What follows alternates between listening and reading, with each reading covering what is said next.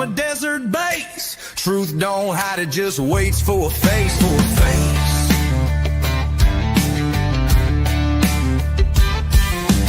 Big footprints in a pine slick path. Bob Lazar files with a government laugh. Court dates lost in a sea of red tape. We ain't 10-4, we just stay awake. True crime tales in a borrowed voice. We speak for the silence, not by choice. Got boots on the dirt and eyes on the skies, digging up stories they hoped would die. Mic, truth, and thunder, we don't back down. With a Bible in the glove box and boots on the ground. Aliens, lies, and backroom deals. We break that silence, 'cause the soul feels real.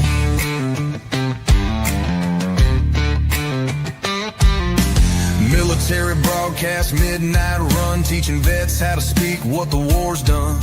From trigger pulls to microphone stands, from combat zones to healing hands.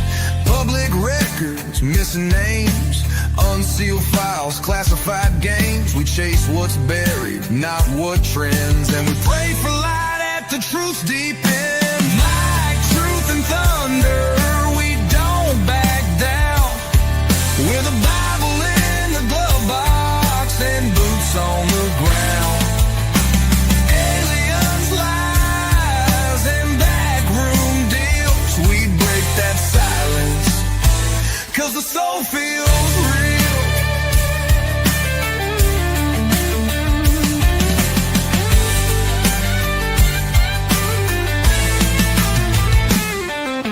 Some chase fame, we chase the facts. Some fold quick, we read the tracks. It ain't paranoia if it's always been there, and we ain't scared to lay it bare. Into the storm. We ain't perfect, but we were made for this form.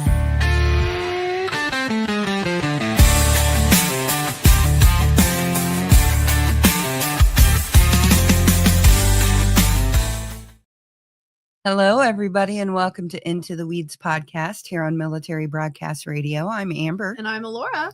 And thank you for being with us tonight. And Joy just put a really sweet message in the chat. She said, I'll take flowers to Athena Hogan on my next road trip there. Oh, that's so sweet. Yes. I'm surprised we've never gone and visited her. You know, I got to thinking about that the other day. Yeah. The next time we go to Lawton, we will definitely do it. I was intending on doing that the last time I went, but I ended up not having enough time. I get it. We haven't even, well, I haven't even visited your brother and your mother since they've been. Oh, you haven't? No, I haven't even been around grandma since before Uncle Phil, since when Uncle Phil died. So, okay. Well, we're starting out kind of macabre, but, so anyways, I was supposed to be in Atlanta this week, but my trip got canceled because the person I was going with, my friend, had to cancel. So, I'm hanging out at the house now. So I haven't really done anything this week except for some research and going back and forth, learning new things. So there you go. What have you been doing this week? Working and working. I haven't done that much. Yeah, been pretty boring, but you know what? Trying to move on a little bit. I got a new Into the Weeds sweater on. It is a lot better quality than the t-shirts that we were selling at Crime Con. Yes. Unfortunately, our guy had a guy and it didn't work out that great, but this is pretty cool. This was designed by, who was it designed by? Somebody I paid for it on Fiverr. So. Oh, it was Fiverr. Gotcha. Yeah, I thought you would reach out to somebody new personally, but no. Yeah, so shout out to the person from Fiverr. If she can look and see who it is, we'll put it that's mine. The comments below, maybe. Yeah. So anyway, it's actually pretty high quality. It is really high quality. MBR logo on the side of it. And although I know if anyone is interested in getting them, they run very small. These are both larges. Yeah, we're both wearing larges. And well, I know I gained weight, but yeah. They fit like mediums. Yeah, I'm glad that we can both fit them though, because so Anyway. Stink Bug sent it to her boyfriend. Well, if anybody does get any Into the Weeds merch, send us over a picture and we'll put you Yes. up on our community tab or put you in our video. So anyway, don't feel the need to do so whatsoever. But Yeah, if you no. want to, the option's out there. And this is actually a really sick design. I am a little embarrassed to wear the other one that we had at Crime Con. We weren't consulted on that one. It was just kind of made. So. Well, and you love, or you don't like AI at all. So that's why you're just like. Very much just like AI, which reminds me, I am working on an intro. I started doing it last week. Forgot about it this week, and then I was cleaning all day today. So yeah, kind of in a rush there to get everything done today. So. Yeah. Well, that's what we're doing. Mhm. So, and I'm working on a lot of stuff behind the scenes, just trying to figure some stuff out. I'm going to have a Sony review of Nuremberg. I went and saw that. Sony Classic Pictures has been kind enough to partner with NBR, Mhm. and it takes a lot to get me into a movie theater Mhm. because I don't like watching movies. I'm always getting up, moving around, doing stuff. And then I always analyze the movie, like Mhm. over analyze everything. And so it's just really hard for me to get into a movie, but I love history. And this was a really good movie. It was a good one. Yeah, it was a really good movie. Yeah, good stuff. You even had to go to a different town. I did. I had to go about an hour watch it. away. I wouldn't say it was an hour 45 away. minutes away. Yeah, about 40 minutes away. She had to drive, and there was only one showing at 11:15 a.m. But I can't remember if you just said it or not. But it was Nuremberg. Yeah, Nuremberg. Nuremberg, Yeah. which is the movie trailer that we keep playing at the end of all of our videos the last few weeks. So yeah, thank you, Sony, for helping out with MBR, and we hope that we can continue to partner in the future and make some cool things happen. Yeah. So yeah. Anyway, is there anything else you want to talk about, or do you want to just get into this? No, let's get into the book. We're still not that far, y'all. Still not that far, but that's okay. We're doing our best here. Okay. So, Joy in the chat said, I don't know if you put it up or not, but she said, taking a toke with every Holy Disruptor again. So, yeah. So, if anyone wants to join in on that game, not peer pressuring you into it, but if you want to take a drink, take a toke, take a, take a drink of water every time that There you go. you'll stay nice and hydrated. Yeah. So, anyway, getting into Holy Disruptor by Amy Duggar King. Officially in chapter 2 now on our third Hey, it's all right. We had to get through the forward. Oh yeah, totally cool. Anyway, okay, chapter 2, back when fun was free. I didn't live far from my aunt and uncle's house on Osage Street in Springdale, Arkansas. A valley separated our homes with huge oak trees lining a beautiful walking path. Hold on, I'm trying to figure out where that is. Sorry. Well, so if they lived right across the street, this is probably the big house. It's probably after, because I think that they upgraded not too late into the series. Yeah. Okay. Never mind. Sorry. So the big house, not really sure where that's at, but hey, if anyone's from Arkansas. Okay. When Uncle Jim Bob and Aunt Michelle's firstborn son, Josh, was 4, he started walking the dirt path between our properties to play with me. I called him Joshy. My aunt would watch him until she couldn't see him anymore, and then she'd call our home phone so Grandma Duggar could watch him the rest of the way. If only they were keeping that close of an eye on him. Always. Mm-hmm. Arkansas is beautiful. I agree. Mm-hmm. Devil's Den, that's a really nice place. If anyone's ever in the area, I can't remember what town it's in specifically, but Prairie Grove, I believe. Prairie Grove, I believe so. Well, it's gorgeous. Rest in peace, though, to the father and mother that just had their lives taken there a few months ago. That's insane. And there's only like one way in and out, if I remember correctly. So yeah, and the trail is still cordoned off. You can't get on the trail. So like any trail or just that trail? Just that one. That's the one that we always went on to. So is it? Mm-hmm. Yeah. That's unfortunate. We went a year or 2 ago, and that was nice. Yeah. So anyway, we were so close and loved playing together each day until the sun went down. I loved my hometown. It was the kind of place where downtown festivals brought everyone together, and a trip to the grocery store meant running into the people you knew. Growing up in Springdale in the 1990s meant growing up in the Ozarks. family farms, cattle, pastures, and winding country roads surrounded by rolling green hills. It had the charm of a small town community, even as big corporations like Tyson, that's where I used to work, Yeah.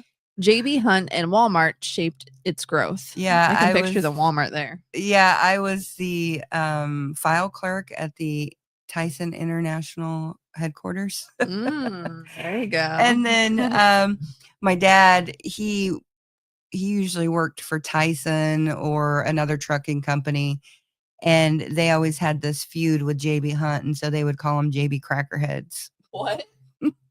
JB Crackerheads is what they called him. Anytime a JB Hunt truck would go by, he's like, "Oh, there's a JB Crackerhead." Beautiful. I like coming up with creative.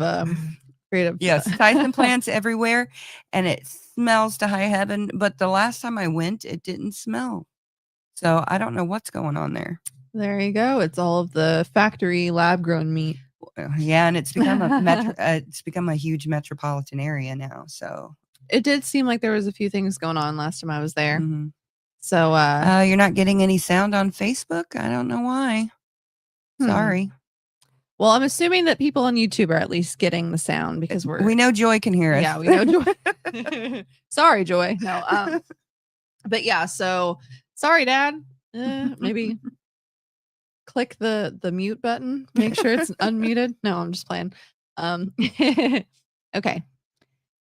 I love my hometown. It was the kind of I already read that whole paragraph. Okay. Yeah. In our valley, the muddy patches of dirt were our playground, where Josh and I would craft the finest mud pies, complete with acorn toppings for decoration. We could watch the train come through a huge field. We were always playing tag, setting up stores and using rocks for money, and marking everything up with the sidewalk chalk. In the kitchen, we loved mixing up weird ingredients like ranch, mustard, and grape jelly. Mm. I loved going with Grandma to her real estate showings, and sometimes Josh would come along too. On sunny days, we'd race each other down the dirt path, playing chase until we were out of breath. It was pure fun. It was pure fun. I love my mud pies too, Joy, when I was a kid. Damn, I just lost my train of thought. Sorry. No, you're good. I was paying attention anyway. I shouldn't have been. Okay. On sunny days, we'd race each other down the dirt path, playing chase until we were out of breath. It was pure fun, just kids being kids and loving life, staying outside until dinner time. Josh always made me laugh, and we got along great. Our bond was strong, and we loved to tease each other. Actually, you know what? That would have been That's what I'm at saying. the original house because she was talking about when she was a kid. So yeah. Yeah, I mean, Josh was a kid when they lived next door to Yeah, the and it seems like not church. too many. So they were there, So I probably. wonder where Mary lived. I didn't realize don't she know. lived that close to the church. No. Anyway, sorry. Josh always made me laugh and we got along great. Our bond was strong and we loved to tease each other.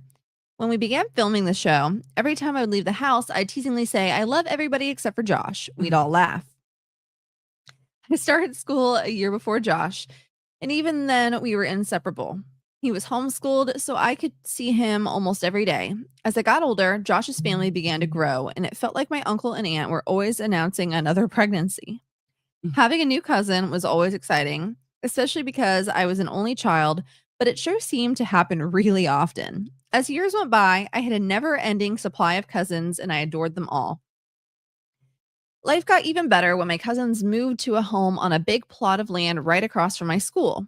I attended a Christian private school where most of the students came from picture-perfect families with beautiful homes, white picket fences, and even the occasional basement bowling alley. Ooh. Some of my classmates' families had even Where had did private she jets. go? The only Mhm. school I know is Shiloh, and that was at the church, and that was right next door to where they used to live. So I don't know. I'm just don't know. sorry. I'm just thinking out loud. Occasional basement bowling alley. That's crazy. I know people with like movie theaters in their house, but bowling alley is okay. Yeah, there's a lot of money in that area. Well, I'll send it my way. No, I'm just playing. Some of my classmates' families even had private jets. I know some people like that too. I grew up modestly with very few extras. We didn't have a lot of money for vacations or special outings, but I was grateful for the trips we got to take to the zoo or an amusement park. My grandma paid for my schooling, making great sacrifices to send me to such prestigious or to such a prestigious place. She wanted to ensure that I had a strong biblical foundation for life. Despite the stark differences between my life and that of my classmates, I didn't have time to compare myself to other kids. I worried instead about when the next brawl between my parents would happen, when the next explosive argument would end with my dad throwing something. My home life was unhealthy and unstable, and I Yes. didn't have the bandwidth to think about comparing myself to others. It was hard to sleep well or study for school, and I had trouble paying attention in class because of how intense the tension was at home. While we didn't take luxury vacations, Joshy and I had our own share of adventures. We went to Six Flags in Arlington, Texas, or Silver Dollar City in Branson, Missouri, and I love all the memories we ever made. I'll never forget the time that our family RV broke down near an old campsite. Instead of heading to our planned destination in Texas, we decided to stay and spend a week there. The place had a rusty old water slide that looked like it might fall apart at any moment in a river that was perfect for canoeing. I've always loved the outdoors, and I vividly remember sitting in the middle of the canoe while Grandma and Grandpa Duggar struggled to work together paddling, eventually landing us in a swampy area where a water moccasin tried to slither in alongside us. Looking back, those years with my young cousins, my grandma, and the rest of my family were the foundation of my childhood, at least the parts I want to remember. Truth is, I compartmentalized the good and the bad. Later on, there was plenty of bad, but the good times were filled with love, adventure, and a closeness that made even the simplest days feel extraordinary. We didn't watch TV or spend hours glued to other kinds of screens. Instead, we climbed trees, picked apples, played in the dirt, and spent entire days outside. As a young girl, the simple moments taught me that real joy isn't found in material things. It's found in the time we spend with the people who matter most. My grandma was so wise, always weaving life lessons into everyday moments, reminding me that the best things in life aren't things at all. My school was right across the field from my cousin's place, so during recess, my cousins would line up and wave at me from across the way. If I was feeling particularly adventurous and wanted to escape for a little while, I'd squeeze my way through the barbed wire fence and make my Okay. way. Now I understand. She's talking about when she was younger. So she was going to Shiloh, and it was right next door to the school church. Cool. Sorry. I was just trying to picture it in my mind. There you go. Made my way across the pasture while carefully avoiding the cow patties. With all the land my aunt and uncle owned, plus an hour-long recess, hour long, okay, I could go on a little adventure to see my cousins almost every single school day. I loved being an only child. I liked my alone time and enjoyed the quiet, but I also loved being at my cousin's house. It always felt like a never-ending party. We made rock soup when it rained, played in the mud. We'd spend hours outside playing hide and seek, carving sticks, and playing games like freeze tag. We stayed outside until we heard Aunt Michelle's whistle, a God-given talent for a small person like my aunt. And it's honestly the loudest whistle I've ever heard, and it got the attention of all of us when we were acres away. As soon as we heard it, we'd race down the back door laughing, which is funny. My grandma, she has a very distinct. I can't do it. I can barely whistle, like in general. I can't. That's all I I'm can not do. even going to try. That's all I can do. Can't do any kind of other tones. But yeah, she'd do this. And she'd call me and my cousin back because, I accidentally did that. Oh, okay. Anyway. Oh, you're hitting that. That's what it is. Oopsie daisy. But yes, there are yeah. personal bowling alleys in Springdale. Springdale is actually a very pricey town. Or not pricey town. A lot of rich people live there. Now, the dynamic from this time that she's talking about versus now is completely different. So, or at least when I moved back in 99. So, in the early 90s, it was all like a bunch of rich people or a bunch of poor people, pretty much. There was definitely the middle class, but it was glaringly obvious. And then when we moved back, or when I moved back and my husband moved with me to Springdale, Alora was born in Fayetteville in 2000. And the dynamic had switched to almost a completely immigrant community. which was really weird. And so it was just really a huge dynamic shift. And then now it's since become like a huge metropolitan area. It's the fastest growing area in the United States, if I'm not mistaken. So it's just it's an interesting area, but there's a lot of really rich people there because you've got Tyson and George's and all those people. So Okay. sorry. No, you're good. I'm just like, where are you going with that? Everywhere inside and outside, kids were laughing, playing chess, singing, practicing the piano, and being creative with a huge cardboard box. We didn't need much to have fun. Just one another's company, our imaginations, and the freedom to explore. Yeah. Those experiences were filled with so much joy and remain some of the most cherished memories of my childhood. My aunt and uncle's house always smelled of warm, fluffy yeast rolls coming out of the oven. The pantry was like a small grocery store, and my cousins were allowed to eat whatever they liked. We usually chose slices of cheese and uncooked ramen noodles. Aunt Michelle rarely bought potato chips. So ramen noodles were crunchy, just like chips. We all loved them. My cousins also loved to eat pickles any chance they got, plus cold canned vegetables and ravioli right out of the can. Everyone's different. That's okay. Yeah. The commercial grade freezer was stocked with hundreds of microwavable burritos. The enormous fridge contained endless gallons of sweet tea. Everything was meticulously organized, and the home's one big family closet was coded by size in a rainbow of colors. All of my cousins got along with no arguments or bad attitudes. The boys didn't tease the girls, and everyone had good days every single day. Uncle Jim Bob seemed happy to provide for his growing family, and he always hugged and kissed my aunt, which made their home feel loving and safe. I admired my aunt and uncle's marriage, the way they truly cared for each other, the little gestures of kindness, the unspoken understanding between them. It was the kind of love that felt calm and steady, something I seldom saw in my own home, but longed to experience for myself. Before the camera crews arrived, and along with the worldwide popularity, my uncle's family had its own ways of doing things and were heavily influenced by the IBLP Institute in Basic Life Principles, a non-denominational fundamentalist Christian organization that teaches how to succeed in life by following strict principles identified and taught by the founder, an American minister named Bill Gothard. IBLP offers seminars for ministry, participates in community outreach, mentors troubled youth, and has an international ministry, along with providing a homeschool curriculum for families like the Duggars who hope to develop character in their children. My cousins all had chores, which they call jurisdictions, with wall charts to keep everyone highly organized and on task, from breaks and schooling to free time and lunch. Schedules were a big part of their lives and meticulously planned, out down to the minute. Ooh. The particular rules of the Duggar household were laminated together with the principles from the IBLP, adorning the walls with definitions of the desired virtues and values. And so now it has like a little list of them. Hi, Cherokee. Thank you so much. We appreciate it. It's good to see you. It's really good to see you. Okay. Design. How and why God made me. Authority. Our response to God ordained leadership. Responsibility. Cleansing and conscience.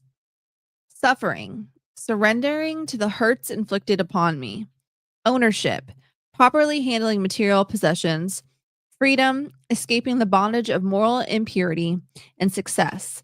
How to fulfill our God-given purpose. A traditional success in the eyes of the world was considered to be of the devil, such as fancy cars, gaudy, oversized jewelry, mansions, and designer clothes. Appearance mattered greatly, however. My boy cousins were allowed to wear only jeans and collared shirts. Their hair always had to be cut short and neatly gelled. My girl cousins wore long dresses with big pilgrim-like collars.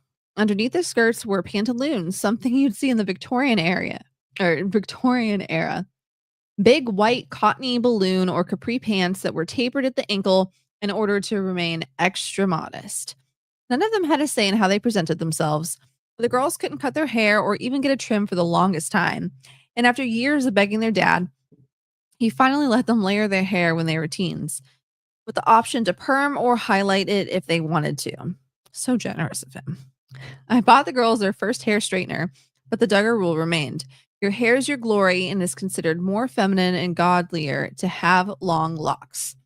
The whole family wore matching or color-coordinated outfits on every outing. I remember that when one of the boys began to show a glimmer of fashion sense with his clothes, wearing bright colors and bow ties, my uncle explained to him that the colors he was choosing to wear, although fun, were not masculine. I wasn't in the room when this conversation took place, but I certainly imagine how it went. And of course, the bright colors quickly disappeared. When my boy cousins became teens, they all had cell phones, but if they viewed something that wasn't up to the high standards of the Duggar rules, as a form of punishment, the offending iPhone would be quickly replaced with an old school flip phone for months at a time. Bill Gothard taught his followers to avoid eye traps, anything that could entice a male to lust. My uncle and aunt came up with a way to protect their children. The word Nike wasn't just a brand of shoe, it became a code. If the family were out in public and the older girls or parents saw something they deemed inappropriate, they'd say Nike, and immediately all heads went down in unison. No one was even allowed to look up until until the all clear was given. I was about 8 years old. Sorry. I was about 8 years old when I first noticed how quickly all the kids obeyed, never stepping out of line. Whoa, I thought, that's impressive and somewhat crazy. This kind of constant vigilance became a way of life for my cousins that was ingrained in them from a very young age. Music of any kind with an offbeat drum was considered ungodly and forbidden.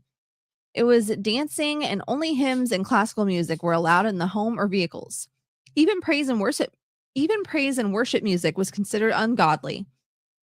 Following the lead of Bill Gothard, who teaches that rock music, regardless of lyrical content, is inherently evil, my cousin's family took this to the extreme with batteries removed from musical toys so as not to encourage toddlers and babies to dance. Wow. Most television shows were considered to be of the devil, so things like Saturday morning cartoons and Nick at Night programming were forbidden. And don't even think about suggesting going to a movie in a movie theater. As a young girl, I remember, ooh, that looks good. Chicken sog and naan. That looks good as hell. Mm-hmm. Damn. Okay. My bad. I wasn't offered anything, but it's fine. You can get some in a little bit. It's okay. Don't even think about suggesting going to a movie in a movie theater. As a young girl, I remember seeing all my cousins. That smells so fucking good. Okay.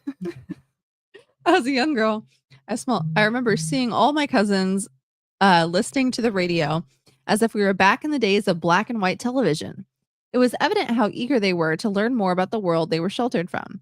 On shopping trips to Walmart with my aunt and cousins, we'd pass by televisions that were airing kids' animated movies, and after we left, they asked me questions like, Amy, what happens at the end of that movie? You could sense their deep longing to connect and fit in with the outside world. The idea of Santa Claus was considered satanic. Sorry. What happened? She said, can you delete? Oh. Well, how far are you? No. The idea of Santa Claus was considered satanic, even in the youngest children. At just 2 years old, referred to him as Satan Claus. Me. They were completely shielded from all Christmas movies. No Elf, The Grinch, A Christmas Story, or even Rudolph the Red-Nosed Reindeer. You were just afraid of them. I was afraid of The Grinch. I liked Elf. I liked A Christmas Story. And I still could really care less about Rudolph. Good song, but I really don't care about the old claymation movies. I should, but anyway. I don't really like Christmas that much, to be honest. Okay. While I agree that Christmas has a deeper meaning and that people can sometimes get carried away, it's hard to imagine never experiencing the magic of Christmas-themed entertainment as a child. A little fun is harmless. Trick-or-treating and harvest festivals were also off limits. Instead, that's some shit you used to pull back in the day. But then you're like, oh, this is dumb. Anyway. Instead, my cousins would decorate for Christmas on Halloween night. They never knew about the Tooth Fairy or the Easter Bunny either. Movies and television shows were strictly regulated too. Anything that showed emotions like anger, annoyance, sadness, confusion, or even silly slapstick humor was banned. My aunt and uncle believed these emotions could lead to bad behaviors, or even an attraction to the opposite sex. Ooh, God forbid. Mhm. Which was seen as something to be avoided at all costs until their father thought that they were at an appropriate age for marriage. What, like 15? Mm. What about Shielding them from it like that is gonna just make them more curious. it's gonna make them want it more? Yeah, Mhm. no shit. I wasn't even allowed to date till I was 16, but that's okay because I didn't go on my first date until like a week before I turned 17. So it's not like anything would have happened anyway. What was I gonna say? Oh yeah, the appropriate age for marriage. Yeah. Did anyone see that clip where Megan Kelly is like, Jeffrey Epstein wasn't a PDF file. He liked barely legal girls, like 15-year-olds. That's crazy. That's insane. Anyway, that's not legal, Megan. Thank you. No, it is not. Even though, unfortunately, in some states it is. Sorry, sorry, Joy. Hey, Rebrand, good to see you. I've got some really good garlic naan and some chicken sog. So It smells really good. it smells really good. So my bad. I was hungry. I wasn't hungry. Aren't you like but- 23 now and not a bottle or diaper in sight? I'm 25 and I don't even think I want children, period, let alone right now. Thank you. You already had me and Charles by the time you were my age, or did you have Charles when you were 26? 26. 26. Mhm. Well, I'm a little bit of a late bloomer and it's going to be so late that it might not ever happen, but that's okay. Need to get Charles a girlfriend so that he can carry on the legacy. There we go, Joy. Yay to the non-breeders. No hate to the breeders. Yeah, no thanks. Kids are cool. They're just cool when they're like over there, they're not right here. I like holding the occasional baby, but I also get scared. I'm like, oh, I'm going to drop them. I'm going to kill them. And I'm sure every new parent has that thought process. I'm too selfish to have a child right now. So. No, I didn't make this. It came to me as from the local Indian curry restaurant. And let's see. Oh, Rebrand is braising a top round London broil. I've got spinach stuck on my teeth already. Hey, it'd be like that. Sorry. I keep getting sent pictures right now of a roast that my boyfriend's making, and I'm very jealous. So, and I'm like, damn, Food I'm just all sitting around here. you. Yeah, food all around. No, it's okay. I wasn't feeling that good. I had some like grits earlier, and they made me kind of sick. So, okay, I'm gonna hop back to it. That's exactly right, Joy. Do you know how many things I'm procrastinating right now? It's not even funny. So I need to get my stuff together, and then maybe I'll consider still not having a kid. Okay. I get to see my cousin keeps popping out babies, so whenever I see her, I get my fix. That's You wanna right, grow 'em- Cherokee girl. Me too, dude. I literally just hung up Bratz posters on my door today. Oh, I thought you said Brad. BRAD. Like Brad Pitt? Just Brad's posters. No, Bratz. I was like, what? BRATZ. Nope, Bratz. No Brad. Although, never mind. Anyway, I have a lot of weird shit in my room. Y'all should see it for real. It's funny. It's really funny. Anyway, which I don't even know where my Danny DeVito. We got to find that. I miss Danny DeVito in the background. Yeah, I don't know why you took it out. I think you were like, oh, it doesn't feel right or something like that. No, I was just redoing stuff. Well, I used to do this. So he used to be in my room, but now I don't have any room for him in my room at all. But I would like decorate him for the season. So like now it's like kind of Christmas time ish. So I'd put like a Christmas hat on him and I pierced his ears. So I'd put like little earrings in his ears and all that fun stuff. So anyway, we're going to have to get him back out because it's like a good way to kind of like decorate for the season and stuff. So anyway, back to the book that I'm supposed to be reviewing.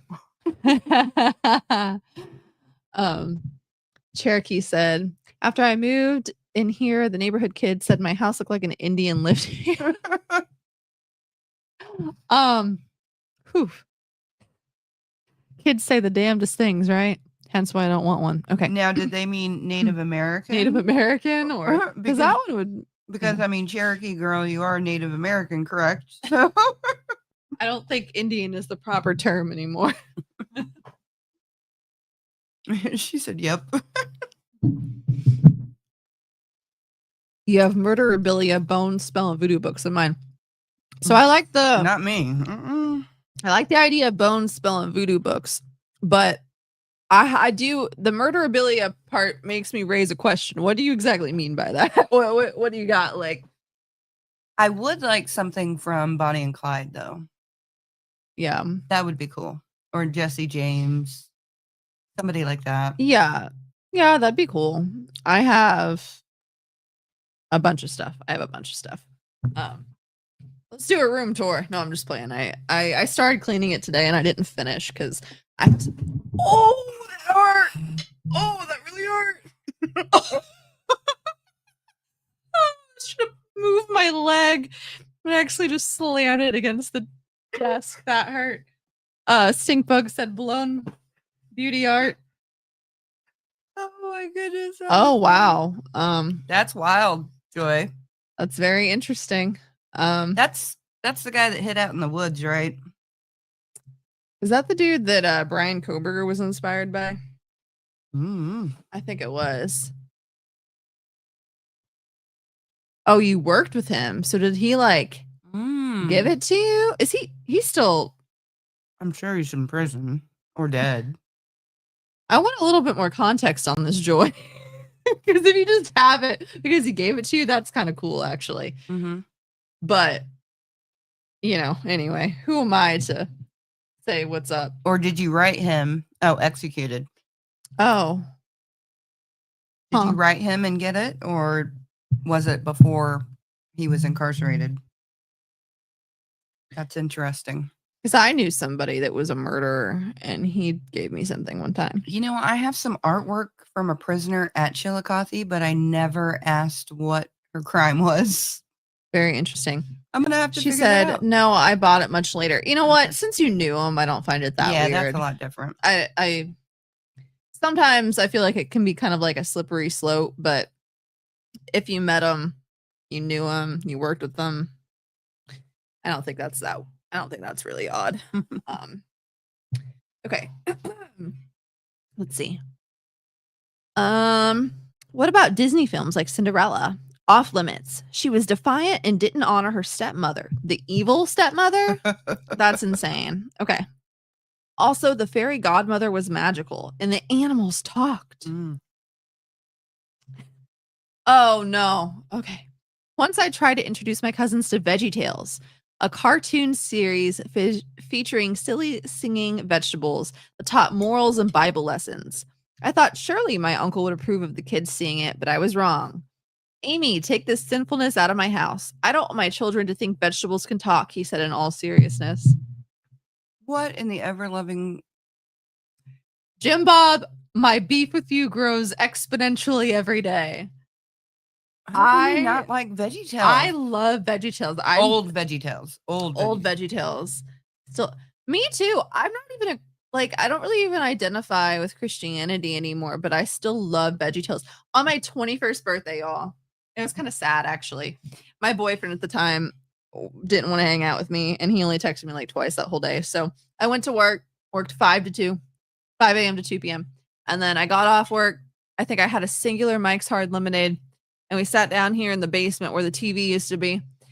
And I watched Shrek 2. And then I watched Madame Blueberry.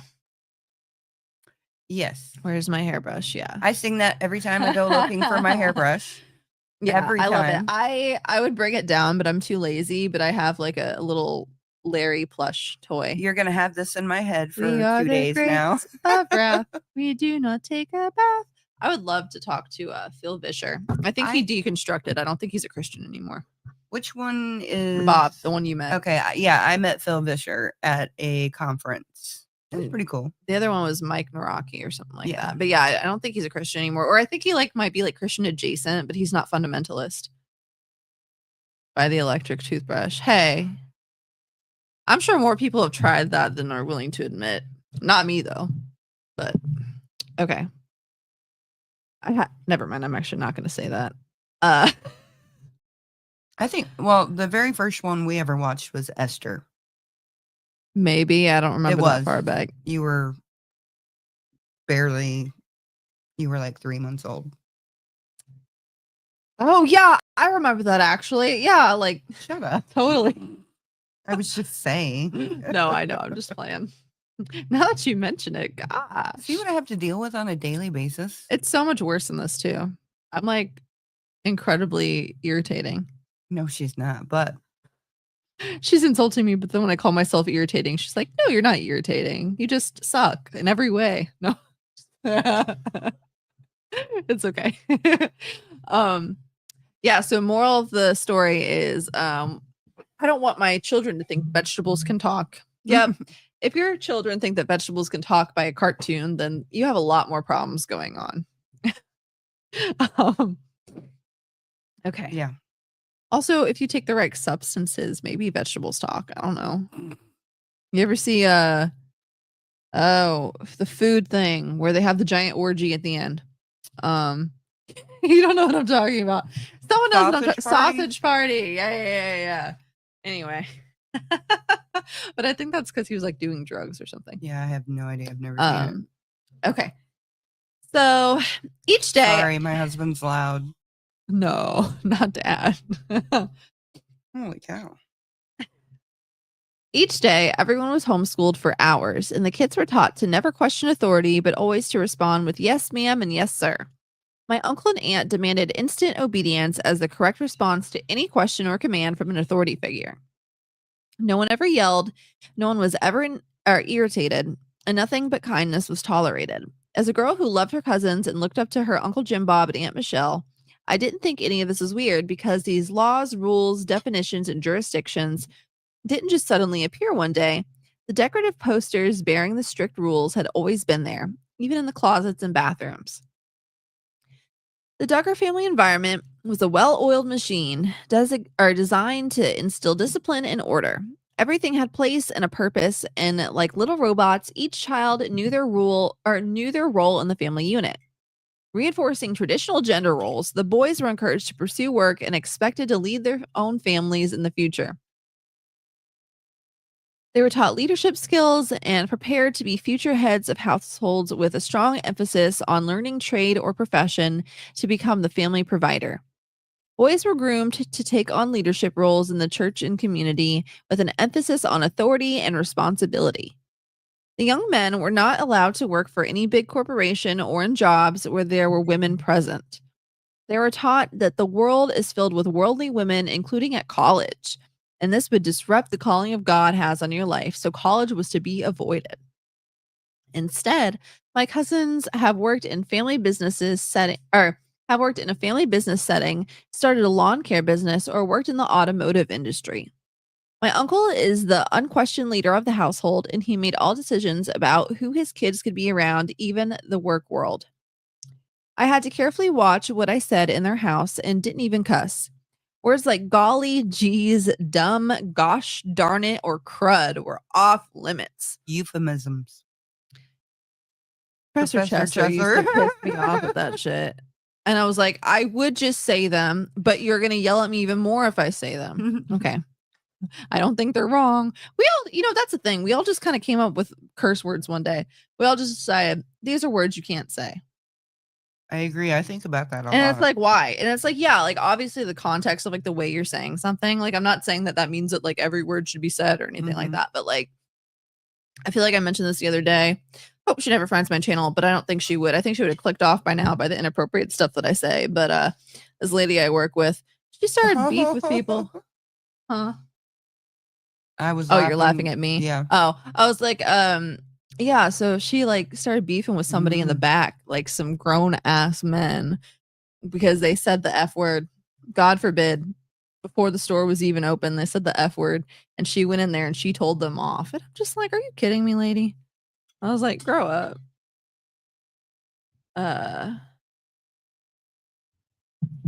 Okay. So anyway,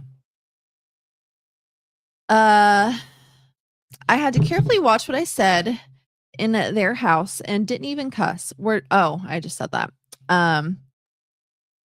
Saying something with a strong emotion like "I hate tomatoes" was not allowed. All words had to always be as sweet as a honeycomb. Other rules included no eye rolling, no mean looks. I'm already out on that one. My face says it all. And some of y'all have told me, Laura, you look just so angry all the time. You can't keep it to yourself either. So No, I can't. I've actually been very well behaved. There's some things that I really want to say sometimes, but I don't. So there you go. Ha. No slamming doors or being aggravated. No teasing each other. No secrets. Then what was happening with Josh? Was that like something you told everyone, or was that a secret? Hey, shucks, gosh or golly. That happened to you too, or She said that wow, that sucks. I'm so sorry to hear that. I definitely got spanked for saying like, "Oh my God," or hate was a bad word too, I think at one point. Yeah, You guys were like really Sorry. strict at certain points and then not at all at other points. So like y'all weren't consistent. Mhm. No emotions allowed. But I was allowed to have emotions, that's for sure. Yeah, I wasn't consistent because I never knew how I felt. I think you just were indoctrinated and you started following whatever thing like I was people just told you learning as to. I was going, Yeah. just like everybody else. Hey, it's cool. We're good. I turned out. Never mind. You turned out great. Depends on who you ask. I live with mommy and daddy at 25. I don't have much going for me, but it's okay. I'm the personality hire at work. The only emotions allowed were ones that honor the Lord, and anger certainly wasn't one of them. Although Jesus had righteous anger, right? He did. And I feel like if he were to see half of the churches right now, Oh, he does. oh boy. Well, I just you know what I mean. Yeah, if he was here today in the flesh. Even with all the rules, it's no wonder why I loved to be at my cousin's house. My own home was vastly different.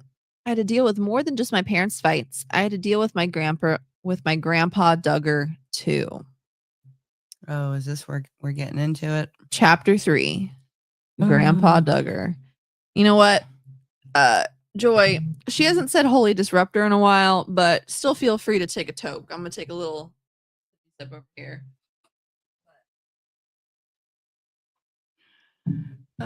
This one's gonna be bad, y'all. Yeah. Yes, she is Cherokee girl, as far as I know. Yeah.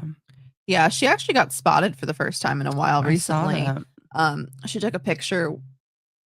Did she have like ice cream or she had something? She was with her some kind sisters. of like nutritional shake or something like that. Oh, you yeah. know. So, not so fun fact, Anna actually runs a puppy mill now. Really? She does backyard dog breeding. Oof. And that's how she makes money. Oof. Yeah, oof is definitely true. So, a lot of people say, who knows what's true and what's not true? Mm-hmm. But what's been widely reported is that allegedly she still visits Josh, but she'll like take her kids to see him, allegedly. And she's a lot more silent, a lot more standoffish, a lot less in love with him than she used to be. But it has been rumored that the Duggars offered to take care of her for the rest of her life as long as she doesn't divorce Josh. I believe that. But it's been pretty much confirmed, just about, I would say, that her and the Duggars do not get along. And they kind of try to keep their distance. But she has like, what, 8 kids? She has that many kids? Yeah, and she had her last one like right before or right after Josh went into prison. Oof. And you know what her name was? What? Madison. No way. Ashley Madison. Yeah. No way. Swear on everything. They do M names where the Duggars do J names, they do M names. They did Madison. I think it might have been spelled differently. I think it might be with a Y or something.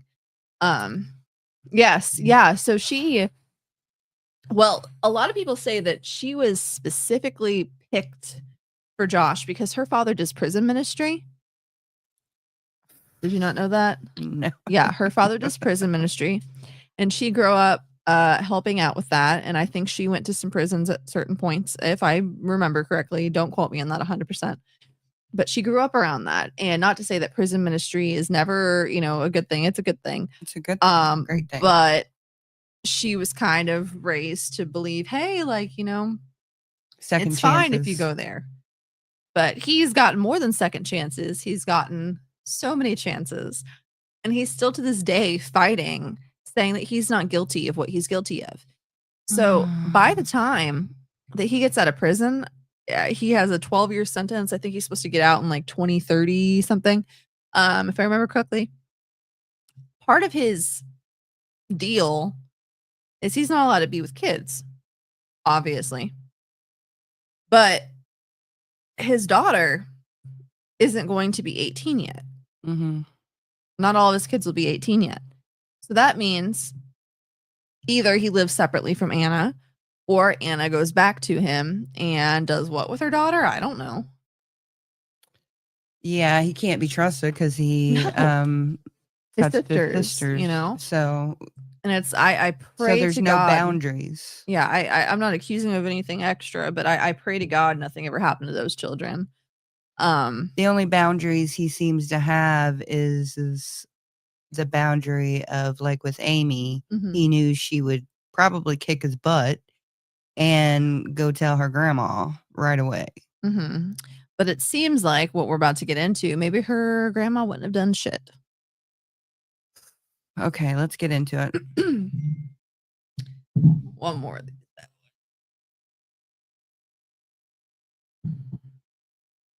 Okay. Just so everybody knows, we're streaming on 2 Facebooks, LinkedIn, 2 YouTube. You can stream on LinkedIn? Yeah. 2 Who watches on LinkedIn? Lots of people do. YouTube, 2 YouTube accounts, Twitch and X. I didn't put us on Roku tonight because Roku's been having issues the last few weeks. That's lame. Okay. Chapter 3, Grandpa Duggar. Grandpa Duggar was a complicated man. His name was Jimmy Lee, although he went by the nickname JL.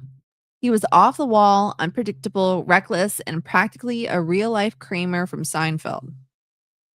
Really? So he screamed the N-word in the Laugh Factory or the Comedy Factory. Do you remember that? Yeah, I remember that.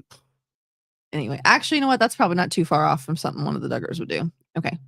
Allegedly. Okay. Not trying to make a joke of that. He was the life of the party, the one that could make anyone crack a smile with his antics, such as slurping Jell-O through a straw. JL lived on Mountain Dew and sweet tea. He hated aquariums and would sing as loudly as he wanted to whenever he wanted to. He laughed during serious events and often made a scene. He always had old caramels in his pocket. He wore an Arkansas Razorbacks hat every single day. He was claustrophobic and he couldn't figure out how to go up an escalator. If you're picturing the movie Elf, that is what he looked like. He used old newspapers as toilet paper. Don't ask me how I know that. He had zero etiquette at restaurants and would walk into the kitchen to get his own chips or refill his cup. I still don't know how he got away with that. He once ordered and paid for 200 red plastic cups at a Chinese restaurant and then loaded them into his trunk. Why? No one knows. A classic gag. Gramps would park his car at fast food place and literally walk up to the speaker outside and order. Then, still on foot, he'd act like he was driving an imaginary car and growl loudly, pretending to rev his engine. I did that once at my old McDonald's. Grandpa was not only hilarious, but possibly a little insane. He was loud and boisterous and unfiltered, possessing a special brand of zaniness that made it impossible to ignore. You never knew what he was going to do next. He put ketchup on everything, and I mean everything, including cereal and ice cream. Oh. He loved to play chess every single chance he could. and he could sell anything to anyone. At least this was the grandpa I grew up knowing, and these are the memories I kept in my head. But who in the world was Jimmy Lee Duggar really? Because along with the fun and laughter came a much darker side. This is the $1,000,000 question, friends, and let me tell you, the answer is about as clear as mud. Even though he was my own flesh and blood, married to my grandma Mary and my father to my mom Deanna and her only sibling Jim Bob. Even though grandpa made all my cousins and me laugh, we learned by the time we were in junior high to be very cautious around him. I'm not sure exactly when it happened or why, but eventually there were certain boundaries put in place by my mom and my grandma. There was a shift in our family where the things that we thought were funny suddenly weren't funny anymore. Gramps had a crazy side and we all knew it, but we didn't fully know yet his darker side. After countless years of speculation and wondering why those safeguards were in place, I uncovered the pieces of the puzzle that began to reveal glimpses of a larger picture. I don't claim to have all the answers to who he really was and what he did, but I have some. After some serious research and talking to folks who knew him back in the day, I began to get answers. The things I found out made me cringe. Secrets no one has known or shared until now. But to tell the whole story, I'll go back to the beginning of JL's life. In his own words, the dusty dirt roads and good old days. Childhood was a traumatic experience for JL. His father battled alcoholism and had a very violent temper, often using his son as a punching bag. Graham's mother, Velma, who would on a whim hop on a bus and leave her 4 kids for weeks at a time to escape her husband's wrath, seemingly not caring about the impact her absence had on her young children. For much of his childhood and young adolescence, JL found himself seeking stability elsewhere. I've been told he used to break into homes when he was younger, commit vandalism, and steal items only to sell them again. He was never caught. He and his siblings found refuge in his grandparents' home, where they were doted on, spoiled rotten, and shielded from responsibility. JL grew accustomed to getting whatever he wanted without facing any consequences. The lack of structure and discipline in his life set the stage for a troubled adulthood. As JL grew up, his reckless spending became a defining trait. He had a particular fondness for purchasing rundown used cars, often without considering the long-term financial consequences. After he married my grandma, his poor choices led to his own family in a cycle of instability, where making ends meet was a constant struggle. The breaking point came when Jimmy was arrested for fraudulent dealings in a car transaction, leading to a 90-day stint behind bars. During Grandpa Duggar's incarceration, he fell into a deep depression, further distancing himself from the responsibilities of family life. With her husband absent, my grandmother was forced to step up in a way that she never expected to. She took charge not only of their home, but also of their financial future. She worked tirelessly at a local yogurt shop, becoming the primary breadwinner of the family.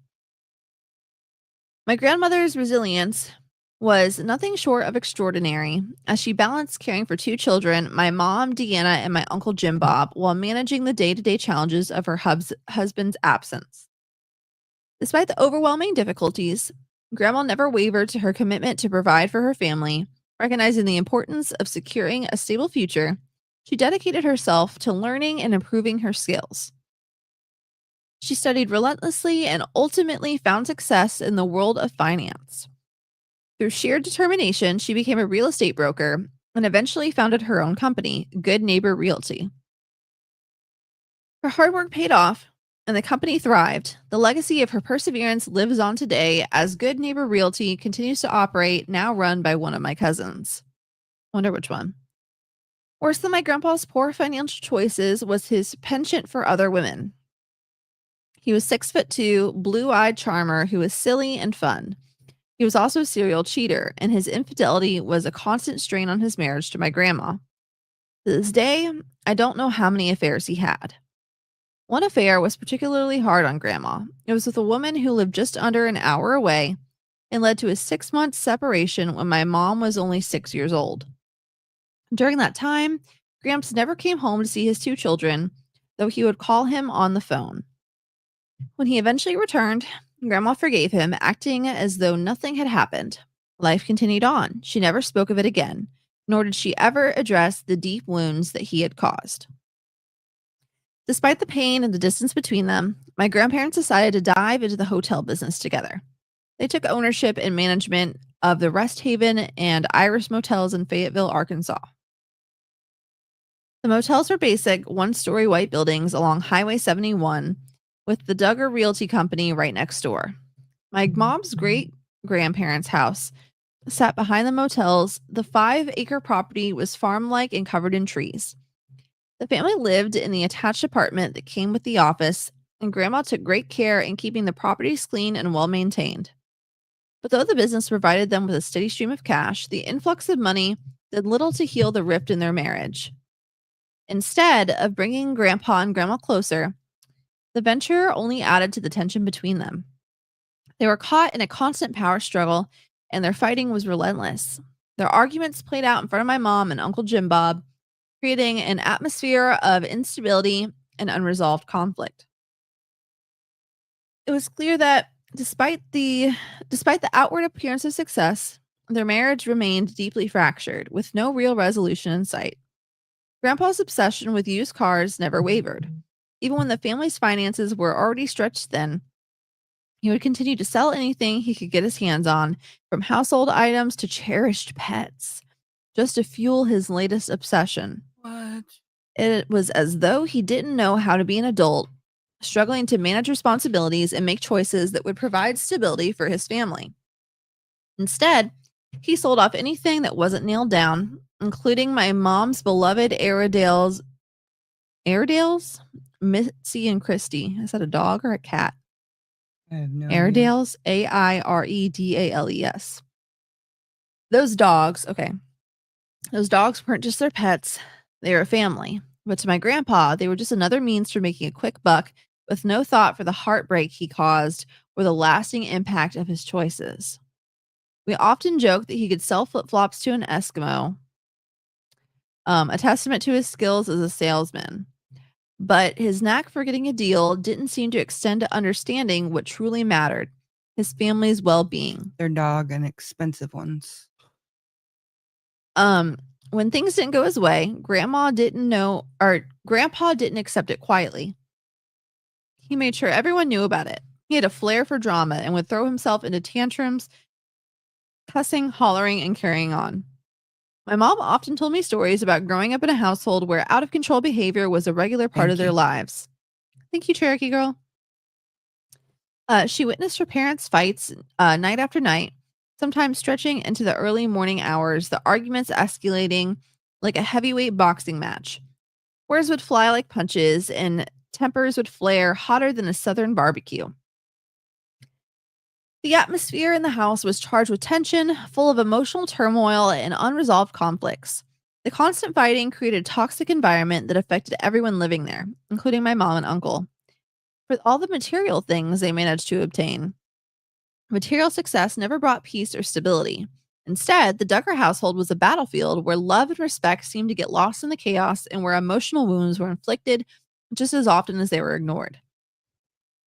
It was clear that what he really couldn't be sold on was the idea of taking responsibility or building a future with integrity. My grandma tried to protect her children in her own way, and she set up a boundary where JL wasn't allowed to be alone with his daughter. She did the best she could. Despite her boundaries and best efforts, JL's relationship with his daughter was particularly fractured and strained. He rarely called her by her real name, instead choosing most often to call her Cow. Wow. He knew the nickname hurt her and that it was a cruel, deliberate way to strip her of her dignity, leaving her feeling ashamed, unloved, and unworthy. Her father's cruelty didn't stop at name-calling. He took pleasure in mocking the scars on her legs, scars that were earned from climbing trees and playing outside to escape the constant yelling and chaos inside the house. Those scars on her legs were reminders of her attempts to find some peace, but they became ammunition for his taunts, and he would make fun of them every chance he got.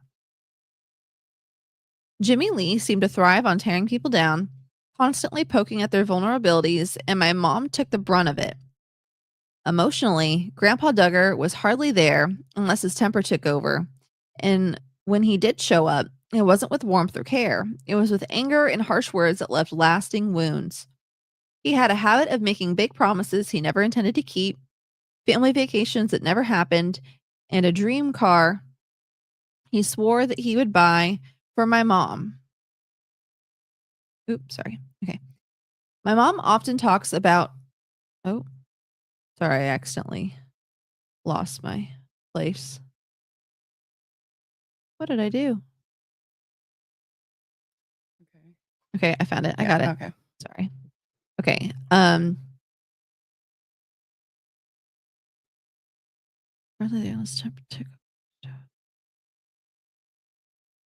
Sorry, I accidentally skipped. No, you're fine.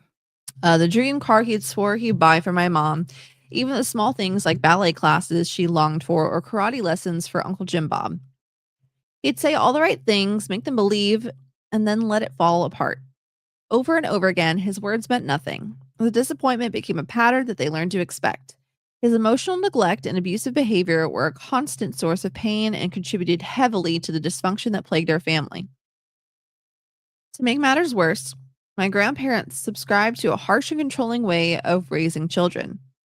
They believed in corporal punishment and used whatever was within arm's reach, whether it was a hairbrush, a belt, a paddle, or a wooden spoon. There was little distinction between the discipline and cruelty, and the line was often crossed.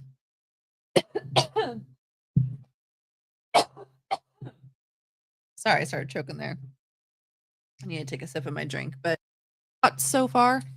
Yeah. So, I mean, Mary never let on that she had a bad life or anything like that ever. But did she ever bring her husband around or talk about Oh, him? no. I never, I remember when I found out that she was married, and I found that out when you were a baby when they started going on TV. And I was like, "Oh, wait, she's married?" And then yeah, and Little then, old church ladies not having their husbands with them is a red flag. yeah. So, but she was so sweet and kind, and I just, yeah, I didn't know that she went through that. And I'm sorry to hear that her daughter was put through all that. And it seems Jim Bob as well. It Yeah. seems like they probably had a pretty rough childhood. And while, obviously we're not very far into the book, maybe Joy knows. But it seems like Mary was religious, but not religious in the same way that Jim Bob now is. And a lot of times, due to trauma, you can take things to the extreme. Mm-hmm. And I think you and Dad weren't super extreme. You were more extreme at other times than you were at other, like I said earlier, it wasn't very consistent. Yeah. But you had a really scary upbringing. Mm-hmm. And Dad was an addict. Mm-hmm. And I'm sure a lot of the things you guys did were experimented with. That sounds crazy, but you know what I mean. Yeah. Teachings and ways to raise children. I'm sure a lot of it had to do with just trying to create such a divide between your upbringing Mm-hmm. or past life Mm-hmm. from, what you were doing then. And Yeah. you guys kind of figured it out a little bit more as Charles got older. But then you got sick. So I can't remember. What did I ask? Oh, I said that maybe have a little bit more context. Rebrand someone that read it. Oh, I don't know why I thought it was Joy. I thought Joy was saying, oh no, because she was saying something about take a toke, and so I thought that she meant that she had read it too. Yeah. No, She was just going on rebrand someone that read it. My bad. I'm calling out the wrong person. I just remembered her saying something about taking a toke. But maybe we'll have you come on next week. Rebrand. Yeah, rebrand. If you'd like to come on up. Yeah. We'd love to hear what your commentary is on it too, because Yep. it's getting kind of heavy. So Mhm. this is going to be a very interesting rest of the chapter. Okay. Sorry, I started coughing and all that. Every time I start reading this stuff out, I have like my throat closes up and yeah. So shoot. I'll be right back. Yeah, I thought my dad was an angel, but now I'm not so sure. I don't know. Well, he was a good father to you for the most part, and choose to remember the good times, and Yeah, we'll see. until anything else possibly comes up to change that image, just take it for what it is. Yep, I am. So, I love you, Mama. I love you too. Okay. Sorry, I feel like I need to. I could not do an audiobook. I'd be like stopping every 5 seconds. Mhm. Thank you, everybody who's joining us Mhm. tonight, because you could be doing something way more exciting than sitting here with us fumbling through all this and watching me eat earlier. I Hey, normally don't do that either. Was it good? Oh, yeah, really good. Chicken sog and garlic naan. I think Dad also ordered lamb kebabs and tiki masala, maybe, or butter Okay, so chicken. then I'm there's not probably sure. something that's left. Oh, yeah. Okay. Yeah, I have great parents. Yes. We've had our ups and downs, but I have good parents that care about me, and I'm 25 and I live in their house and they're letting that fly. So you know what? I can't complain about a single darn thing. Yeah, right. Because if she does, I'll put her in check. She'll kick my ass out. Sure will. I'll be out on the street. It won't be hard for me to find somewhere to go. It just doesn't mean that I'm not it going would to be a make you good get out on idea. the street. I'll send you to Grandma and Grandpa's. Yeah, they'd give me like a curfew, and I don't even go out or anything, I but they would know. make it. I love Grandma and Grandpa though; they're good too. They're good people too. Yep. But I don't want to live. Never mind. Why don't you come over here a little more? Because you're. Oh, my bad. Sorry. Yep. Okay. These chairs make it. Ooh, there goes your food. These chairs make it kind of hard for us to get in a good position, or else I'm kicking my mom all the way off the carpet almost. Yeah. We'll figure it out. Okay. He'd say all the right things, make them believe, then let it fall apart. Over and over again, his words meant nothing. The disappointment became a pattern they learned to expect. His emotional neglect and abusive behavior were a constant source of pain and contributed heavily to the dysfunction that plagued our family. To make matters worse, my grandparents subscribed to the harsh, controlling way of raising children. They believed in corporal punishment and used whatever was in arm's reach, whether it was a hairbrush, a bat, a belt, a paddle, or a wooden spoon. There was little distinction between discipline and cruelty. The line was often crossed. These physical punishments were meant to instill fear, but what they truly instilled was a deep sense of shame and broken relationship between parent and child. Despite the chaos my grandpa stirred up, my grandma did love my mom in her own way. She threw herself into supporting my mom's dreams, chauffeuring her to piano and voice lessons. My mom continued to win pageants and singing competitions. Somewhere along the way, her parents developed an unrealistic expectation that my mom was destined for stardom. No matter the cost, no matter the turmoil, they were determined to make it happen. Interesting. I would have never figured that. Don't help me bake cinnamon rolls in the kitchen, Grandma would say. Go work on your singing. They were sure that she would be a big star. While they were busy chasing their own dreams of being stage parents, they failed to see the wreckage that they were causing at home. My mom's potential stardom became the lens through which they viewed their lives. This picture-perfect idea of success, while the foundation around them was slowly crumbling. Sound familiar? My mom often talks about her brother Jim Bob and how he was reserved, withdrawn, and shy growing up. He never sought the spotlight and always tried to stay out of the way, content to keep a low profile. He was a good kid, an extremely kind and loving brother. Deanna and Jim Bob were very close, sharing a stacked bunk bed until their teen years when they finally had their own bedrooms. My mom, the protective sister, would watch over him during the turbulent times when their parents fought. In those moments, they'd either huddle together for comfort or run outside to escape the chaos. Through it all, my grandma did her best to create a sense of normalcy and give her children a good childhood, even though the circumstances were far from ideal. But a shadow far worse than her dad's cruelty loomed over my mom as she got older, when she realized why she was never allowed to be alone with her own father. You want to keep going, or do you want to? What time is it? Oh, we still have plenty of time. We're Yeah. not on our 2-hour mark yet. Yeah, any thoughts? Yeah, I mean, that's weird that Mary wanted to be a stage mom. That's From what she was talking about earlier, it seemed like even though Amy, at least initially, who knows what the situation is now, didn't want to be on camera, yeah, but and she was pulling her to come on camera. And it seems like when things didn't work out with Deanna being a star, she Jim pulled Bob Amy did. in, and then she pulled Amy in. So, something that I'm thinking of though, Huh. is I understand that divorce is taboo and it's a whole thing, especially if you're in a religious community. But it seems like she wasn't that religious. And also, especially if your husband is doing the things that he allegedly did, and it's not like he was bringing in the money.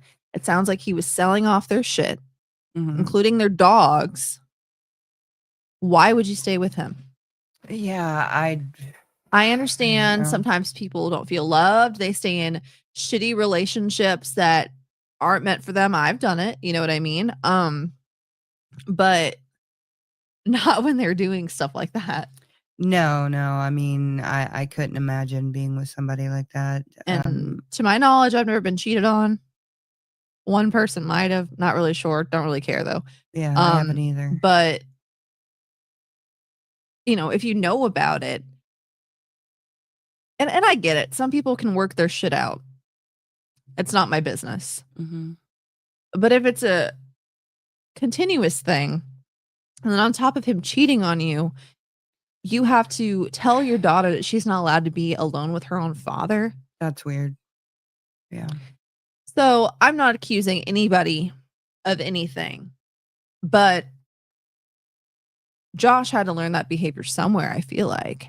And maybe he didn't. But I don't know. It's all looking suspicious to me.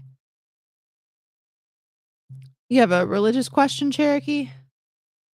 Why are polygamous men only allowed to have multiple wives? Well, because But women can't have Yeah. because the patriarchy and you know, men are I'm sorry, stink bug. I'm so sorry about that, stink bug. I hope that you can choose the path that is best for you, but just know that no matter what, don't let yourself be walked all over and that you are worthy of love.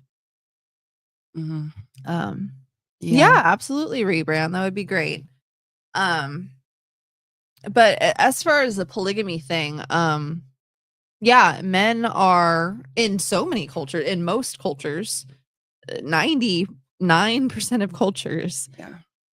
men are the kings, they're the head of the household, they're this, they're that, and the other. And, you know, there's some ways where it's not always, you know, a terrible, terrible reign of, you know, power imbalance, whatever. But yeah, I mean, I don't really even know what to say other than just men almost always are made excuses for, and it's thought of as the natural thing for men to want multiple women. But also that's what Joseph Smith taught. Mhm. And, you know, the main LDS doesn't follow that anymore. But if they were true to the text, that's what he teaches. So they're just following. Yeah. No kidding. But yeah, I'm not saying all men suck, but a lot of them do.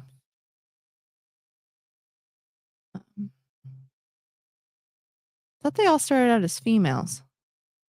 I have no idea. I don't remember.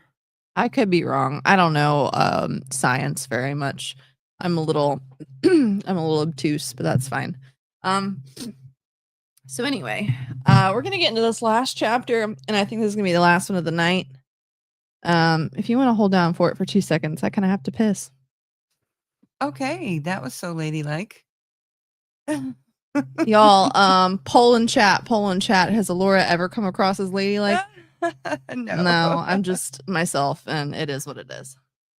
So be right back. Fetuses freak me out, man. Oh, rebrand. You said something about the DoorDash girl. Okay, so I have conflicting opinions on that. I can't remember what you were saying exactly about her, but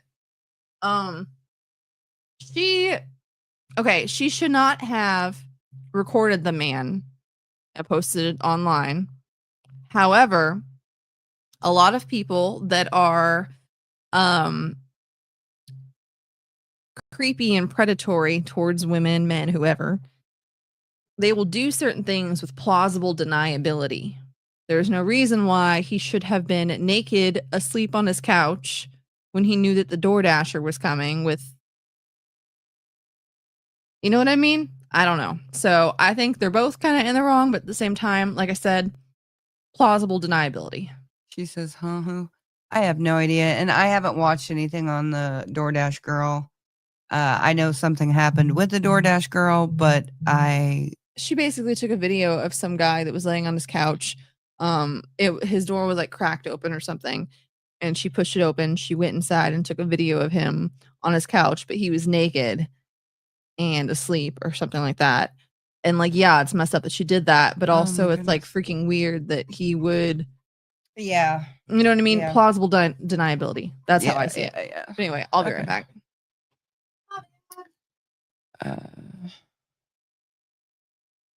Yeah, I know you did a live on it. I think I popped in, but I wasn't paying attention. So I'm really bad about information coming in, but it not grabbing a hold and staying in there.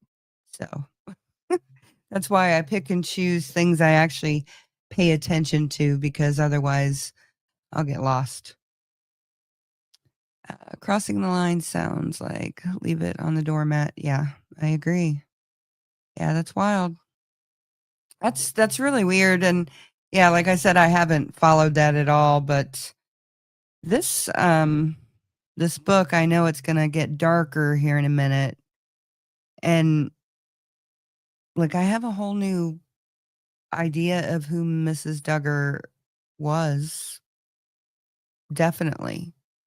You know, I just kind of saw her as this really put together middle age, 50 years old, probably. I don't know how old she was in 95, but very put together with nice clothes, makeup, high heels, always there to help and to teach and to just be a good example. So that's what I've always just seen her as. So this is interesting, getting a sneak peek into somebody in my life's actual life. I mean, that doesn't happen very often when somebody that you actually know has a book written about them, and you get a sneak peek into what was really going on behind the facade. So allegedly one of my teachers wrote a book and said something about me. I don't know how accurate that is, but that's just what I was told by a couple people. mm-hmm. Yikes. He was a anyway, Jim Bob learned and taught his sons, if not to be predators, his daughters suck it up and take it. Yeah. Women, again, I'm not accusing Jim Bob of anything other than covering up for something. Mm-hmm. Now, whether that's because he was predatory in nature himself, or just because he watched his mother cover up for his father for his entire life. Women were always at fault. They're the people that make you stumble. I really hope Summer Wells and Sebastian Rogers are found. Those are some really hard cases. I haven't followed the Sebastian Rogers case very much. I do know a lot more about the Summer Wells case. And then Casey Anthony. Yeah, Alora has that. Cherokee girl, maybe I'll tell you in private one day, but I have a very strong connection to Casey Anthony, unfortunately. I will not be sharing that on the internet though, but I'll tell you in person in private if you promise not to share. So anyway. But yeah, I can't even imagine her living in my town. Like now, Yeah. yeah, she sucks. She sucks. And then she dates like a bunch of cops and stuff like that. So, Joy, there were quite a few people in that area named Jim Bob. Yeah. That's such a I can't. It's like such And it wasn't like hillbilly people either. It was No. like people with money. No offense if you're watching, listen, your name is Jim Bob, but like that's such an unsexy name. Like imagine like I can't say anything. I've had some boyfriends with some really unsexy names, but they're not I'll names you want look to for scream her out. and carry Bell money. Girl, Well, make sure somebody else has the Bell money because, you know. she can bail herself out if she has the money. Well, I guess you can. Yeah. Yeah. I don't know. I had to bail one of my friends out one time, so I don't know. Probably because they Actually, didn't have any twice. money. They had bail bondsmen.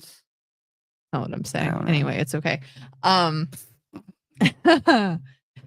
Anyway, but yeah, if you ever see her, I heard that she got like a drink thrown on her once, but for the most part, she's just like completely getting away with all of it. And like I said, I know some shit that the public doesn't know, and that's all I'm going to say, but she can go and burn. So, Yeah, it's just a bad deal all Mhm. around. I remember when we were looking for, or actually went to the college for the first time, Mhm. they were looking for Kaylee. Same. Hmm Yeah. I probably shouldn't say anymore, but Yeah, no, I know no. somebody who was involved in the trial, so. Yeah. Anyway. Okay, so let's go to the next chapter.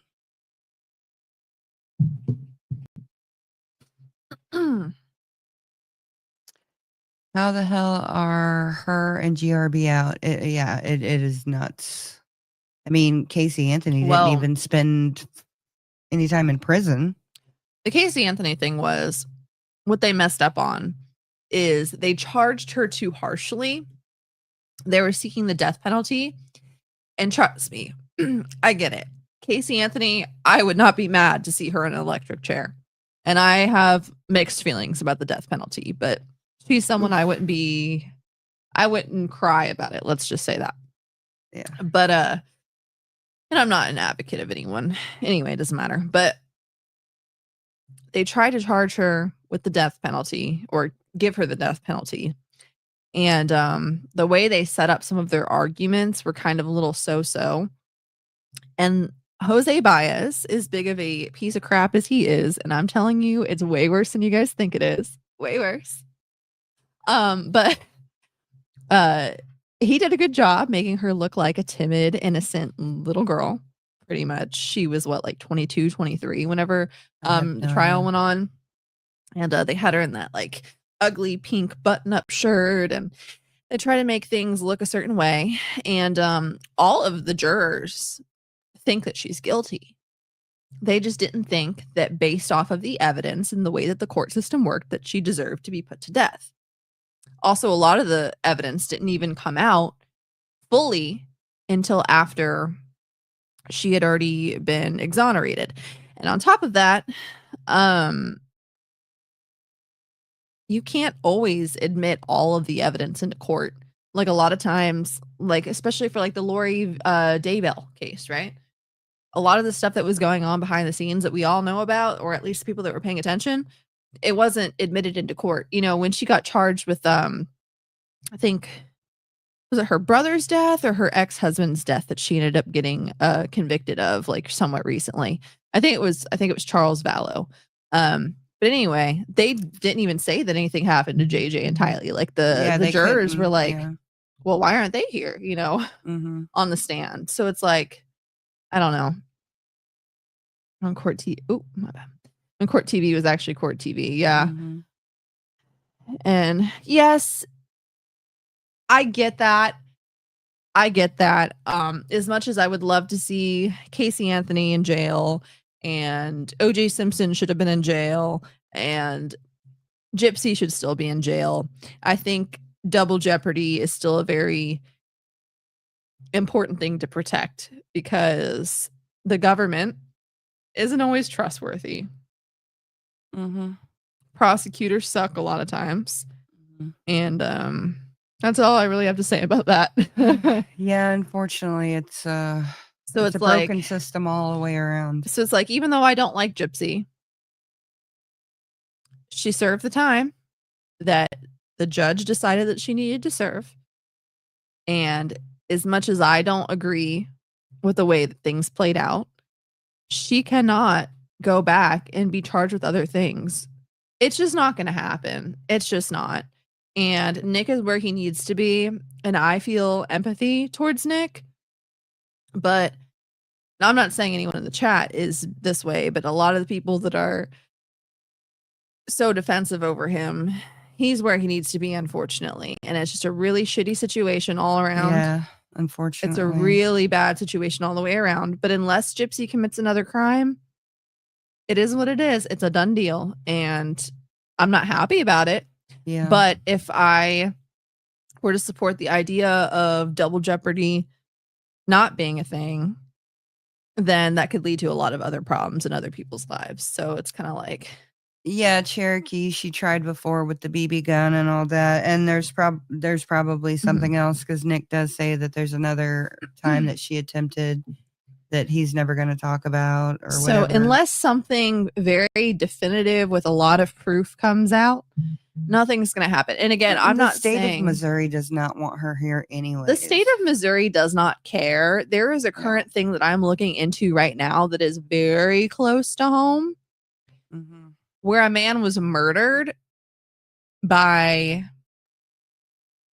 an off-duty corrections officer. And I've been talking to his friends. I messaged his dad, but I haven't heard from him yet. Yeah, that's a lot. But talked to his friend. I told her no rush. I told her I would get her a coffee if she wanted it, but she did. But they're saying even though it was in a crowded shopping center with like 7, 8, 9, 10 businesses, that there was no camera footage of it happening. That's wild. When she came home and told me that, I'm like, no, we need to know more about what's going on here. What was his name?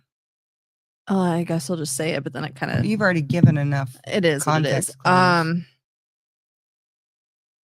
So his name was Eric Spencer. And there's hardly any information available. So we're going to try and look into some documents and stuff. See if we can find anything. We obviously don't want to do any kind of crazy amount of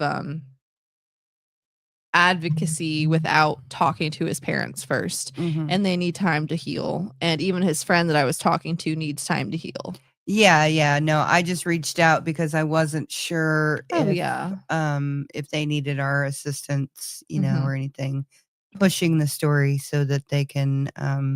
I would love to talk about it. I would like to get a little bit more information on it first. Yeah. But it's good to bring attention to it for people to know what's going on. It's Eric with a K, Erik Spencer. And I think the person who shot him was named Spencer or something. And allegedly he's not even in prison or jail or whatever. Yeah, no, he's allegedly he's just walking free. So they're waiting to see if they're going to press charges or not. Which I doubt they will. So, yeah, Cherokee Girl, you said you haven't heard of that one yet. You're not going to? You're not Probably going to. Not, no. I saw a TikTok about it. One TikTok.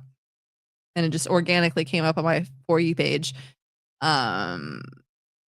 But yeah, we should talk to... There's somebody that I feel like maybe we could talk to about it.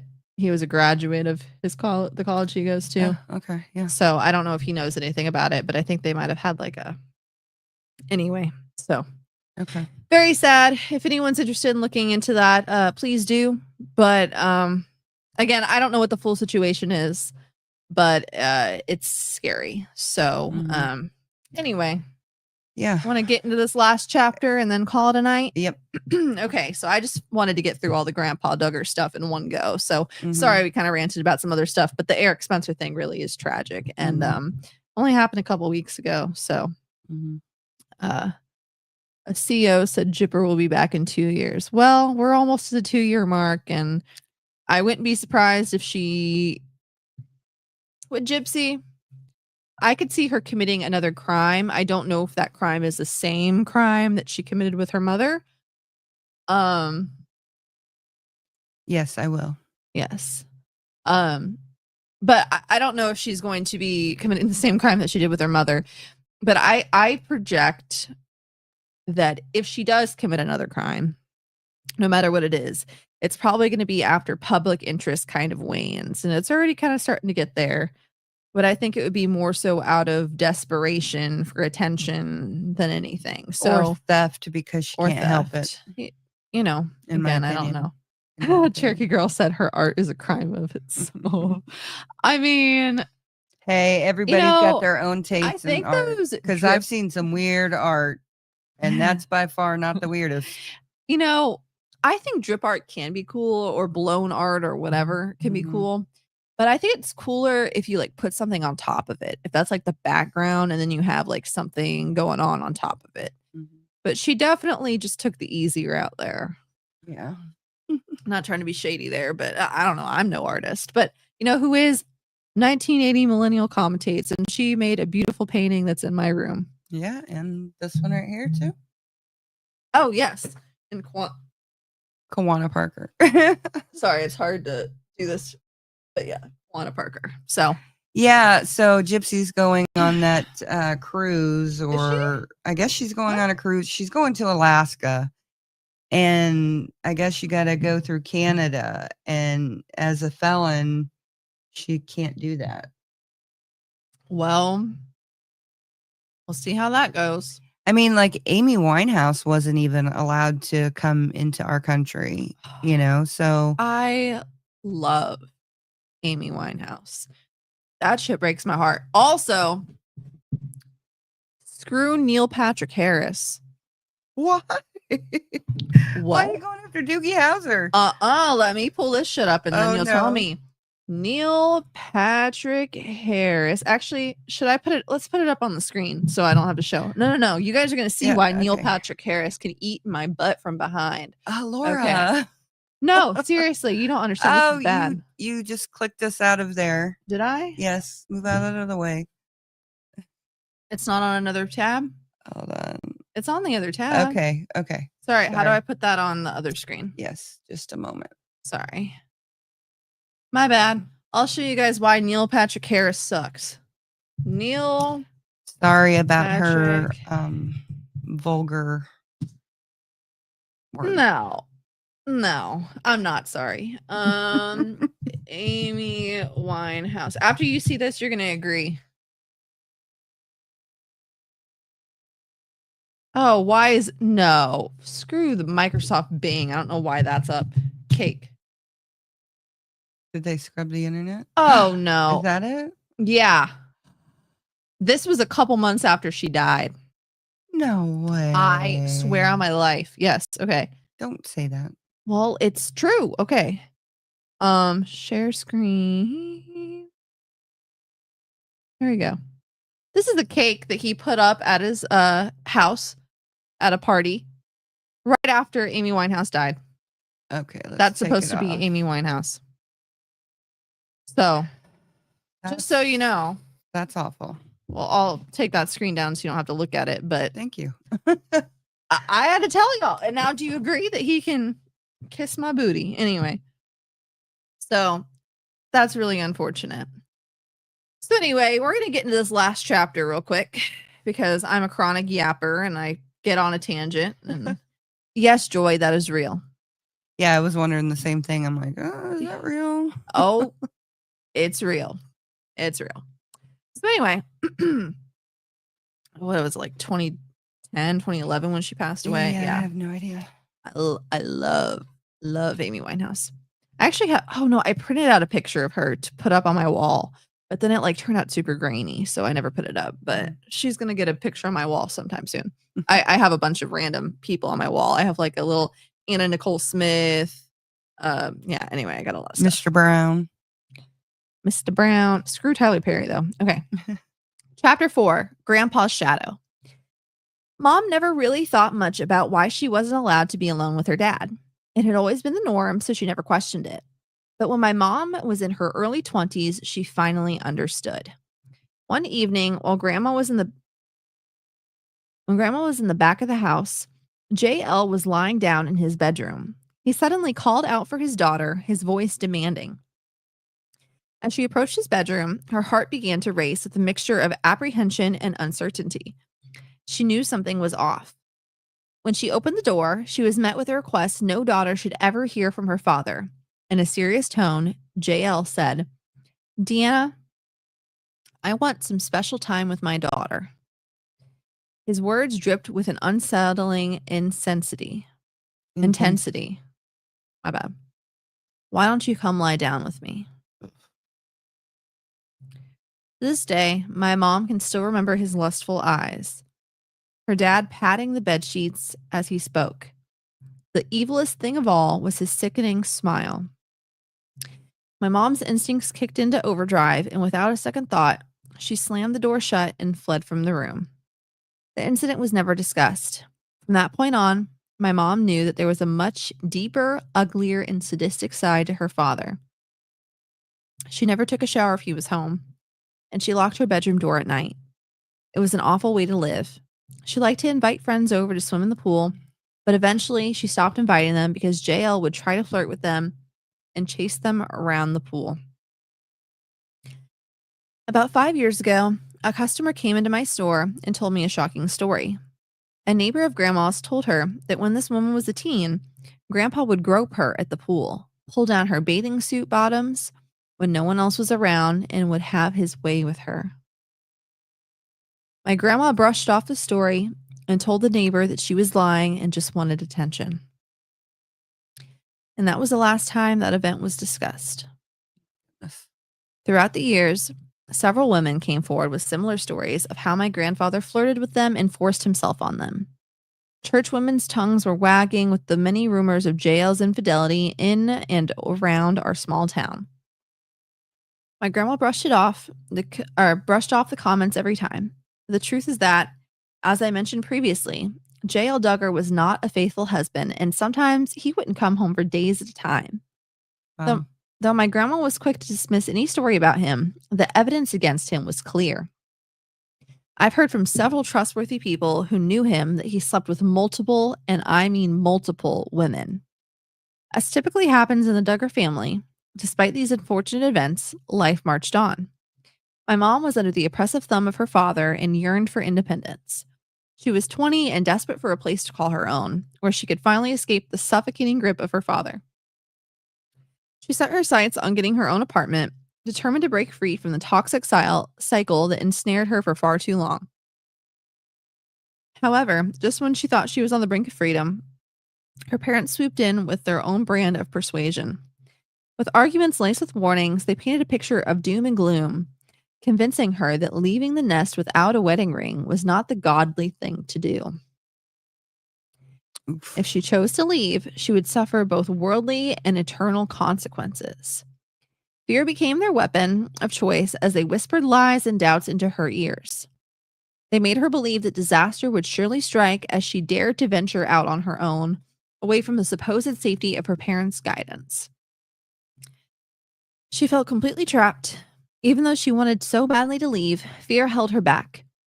Their codependency was too strong to resist, so she stayed with her parents, afraid and uncertain, feeling as though to escape was just out of reach.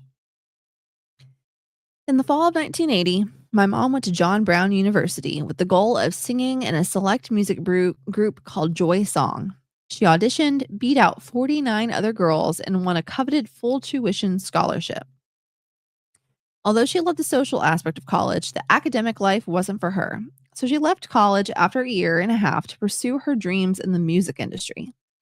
The day she returned home from college, she walked into the living room and found her dad yelling violently at her mom. Although this was the type of behavior my mom had always known, something felt very different this time.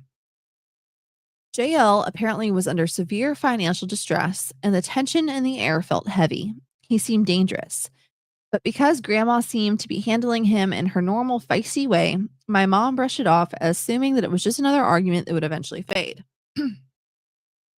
She quickly left the living room without saying a word to her parents and went to her bedroom, hoping to escape the weight of it all, and began unpacking.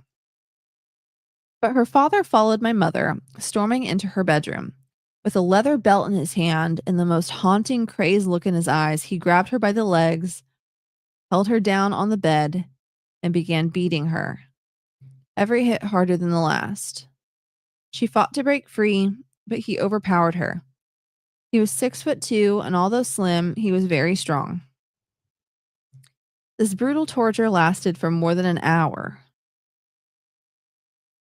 She screamed at the top of her lungs for help, begging him to stop, but the lashes continued, and she began to bleed.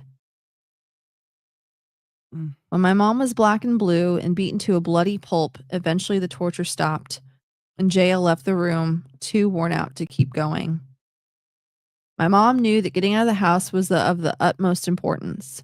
She worried that at any moment her father would come back to finish what he had started. That night, she saw her opportunity. She very quietly opened the window, hoisted herself up, and wriggled out of it, then started running as fast as she possibly could, running toward help, relief, and freedom.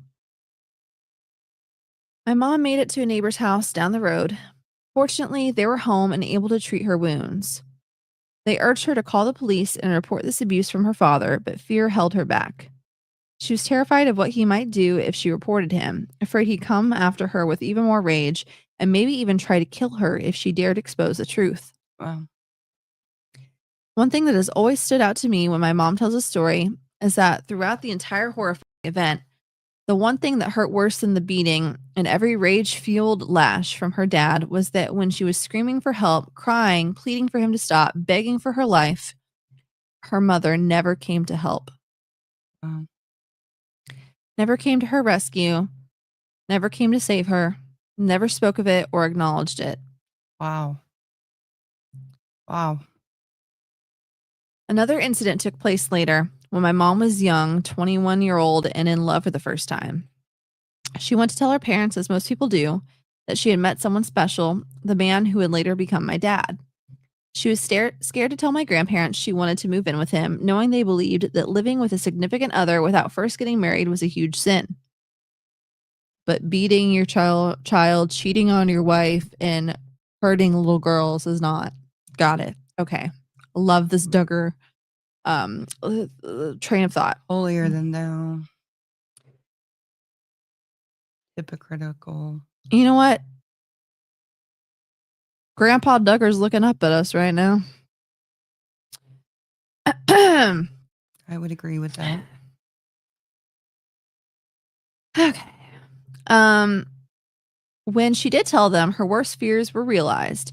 JL went ballistic again. He grabbed her by the throat, carried her from the kitchen to his bed, and jumped on top of her.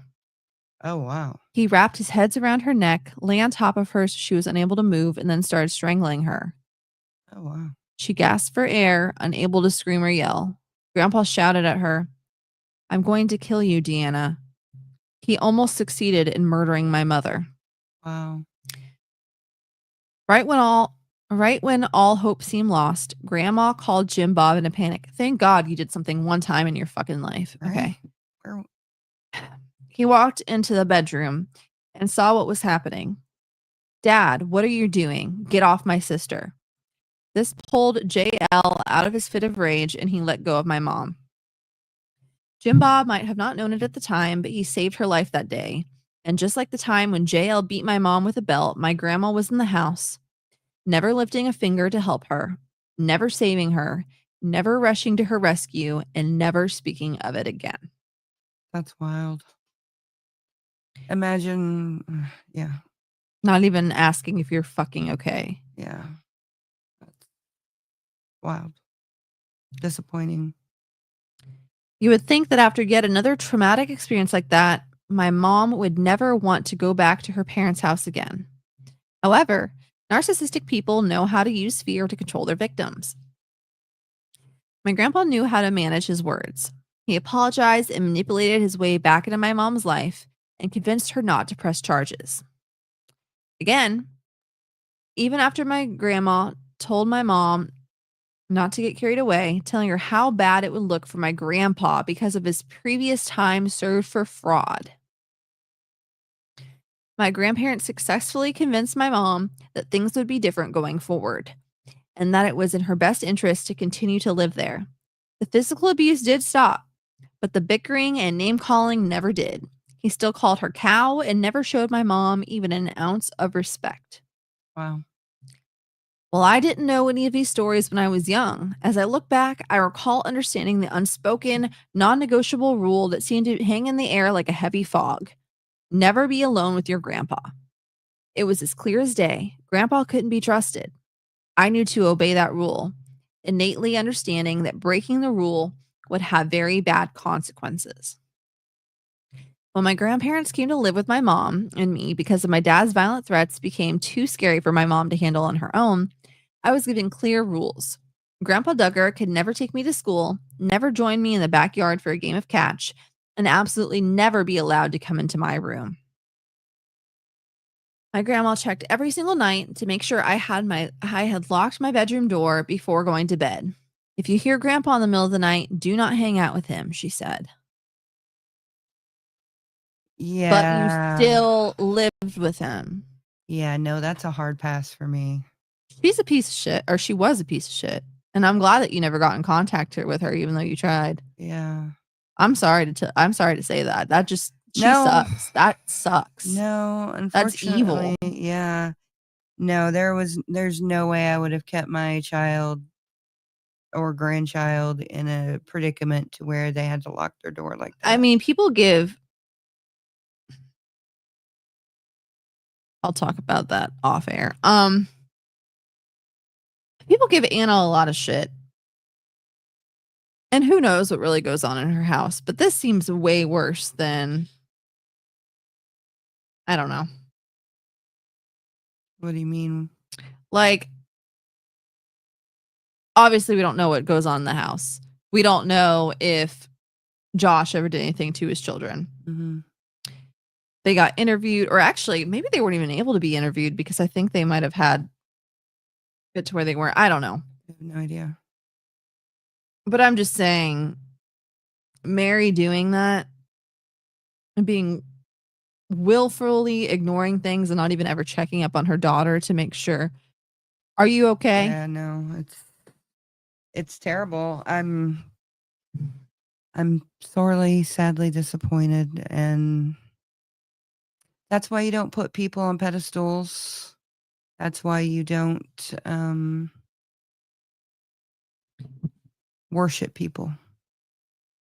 Yeah, from what I hear, it sounds like he made her get out of her freaking mom's house right after she passed away, too. Yeah. Treating her wounds when she's gone. Yeah. Yeah, I mean, I can't even imagine. I'm disgusted. Yeah. This is worse than even what I was hearing excerpts of from the other day. It really is. Joy says she hates everyone equally. Yeah. And Steambug. Yeah. My heart hurts. Yeah. Mine too. That really sucks. And I think that J.O. lived with all the kids at the end of his life. Like, he went and lived in the big house at the end of his life. Good gravy. How are you supposed to keep all those kids away from him? I mean, he was in a wheelchair. No, it's fine. He's not going to do anything. He's still going to look at them. And God knows what happened if they're sitting in his lap or something. Like, the kids all used to sit in Josh's lap. Yeah, it's frustrating. When my grandparents came to live with my mom and me because my dad's violent threats became too scary for my mom to handle on her own, I was given clear rules. Grandpa Duggar could never take me to school. Oh, sorry. I'm rereading something. Sorry. Maybe I'm not. Maybe she just repeats herself. I think she's repeating herself. It's all right. Just go Okay. wherever you think you're at. If you hear your grandpa in the middle of the night, do not hang out with him, she said. I couldn't sit with him on the couch and watch a movie. I couldn't be alone with him in a car, and I couldn't practice my cheerleading routines in the living room or wear a bathing suit to sunbathe outside. I couldn't even play Barbies in front of him because my grandma didn't want me to risk him showing them her naked bodies. Above all, I could not, under any circumstances, set foot into his bedroom or take a bath or shower unless my grandma was home. Wow. I wasn't allowed to have friends hang out, and sleepovers were strictly off limits. When I was in my teens, I wondered why Grandpa spent so many days in bed. He reminded me of the grandpa in Willy Wonka and the Chocolate Factory, and I speculated that he might have an underlying illness or was just lazy, because sometimes I wouldn't see him for days at a time. It all seemed so strange at the time, but I accepted the rule without question simply because that's how things were. In hindsight, I'm astounded by how unaware I was. Just like my mom's experience in her childhood, I repeatedly heard so much yelling and fighting coming from my grandparents' bedroom that would keep me up at night. I heard Grandpa call Grandma every name in the book. I witnessed several physical fights between them. I once saw my grandpa slap my grandma in the face on a road trip. And then my grandma punched him hard in the face and tried to grab the steering wheel from him, all while I was sitting quietly in the back seat. But you didn't punch him in the face whenever he was beating the life out of your daughter. And you had to call Jim Bob to come and keep him from literally killing her. Yeah. What would have happened if that would have happened?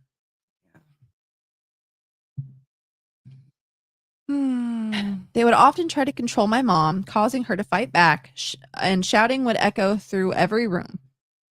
Phones were hurled against walls, TV remotes shattered, and doors slammed. I would hear my mom crying all the time, which broke my heart. I'd lock my bedroom door, turn up the volume on my music, and try to drown it all out.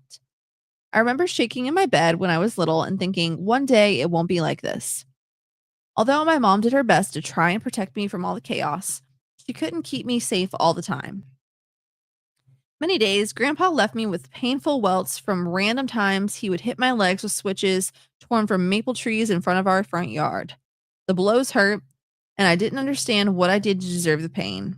I would cry, but he would show no mercy. Crying is for the weak, he would say. One time, I was home in the middle of the day, playing outside by myself. The ball I was playing with rolled into the street. The wind carried it farther and farther down the road. My only thought was to catch it before it had gone too far, so I ran down the street after it. Just then, my grandpa turned onto our street and must have seen me. I heard the engine of his maroon Ford Mustang coming up close behind me. My stomach clenched as I realized he was coming up way too fast. I turned my head just in time to see him barreling towards me. As I ran, the thought hit me. This man is a lunatic. I ran down the street, zigzagging to get away from him, and finally took a hard right into my neighbor's bushes.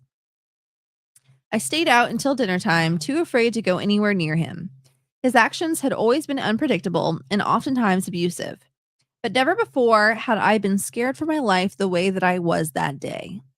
Grandpa Duggar often left me feeling desperately confused and hurt. But I didn't cry. I grew up believing that crying was a sign of weakness. Something to be ashamed of.